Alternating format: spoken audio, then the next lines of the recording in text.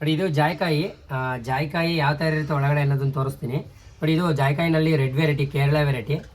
ಇದನ್ನು ಓಪನ್ ಮಾಡ್ತೀನಿ. ಇದು ಆ್ಯಕ್ಚುಲಿ ಬಲ್ತ್ರೆ ಅದೇ ಓಪನ್ ಆಗುತ್ತೆ. ಸೊ ಜಸ್ಟ್ ನಿಮಗೆ ತೋರ್ಸೋಕ್ಕೋಸ್ಕರ ಕ್ವಿಕ್ಕ ಬಂದಿದೆ, ಅದು ಓಪನ್ ಮಾಡ್ತಾ ಇದ್ದೀನಿ.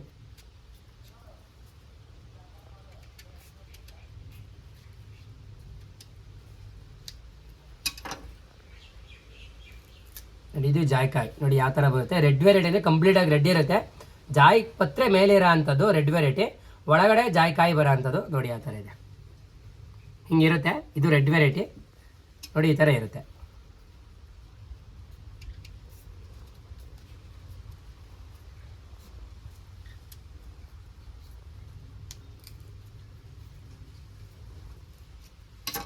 ನೋಡಿ ಈ ಥರ ಓಪನ್ ಮರದಲ್ಲಿದ್ದಾಗ ಈ ಥರ ಓಪನ್ ಆಗಿರುತ್ತೆ ಆಟೋಮೆಟಿಕ್ಕಾಗಿ. ಸೊ ಇನ್ನೂ ಬಲ್ತಿಲ್ಲ, ಜಸ್ಟ್ ತೋರ್ಸೋಕ್ಕೋಸ್ಕರ ಓಪನ್ ಮಾಡ್ತೀನಿ. ನೋಡಿ ಜಾಯ್ಕಾಯಿ ಬಂದು ಈ ಥರ ಇರುತ್ತೆ.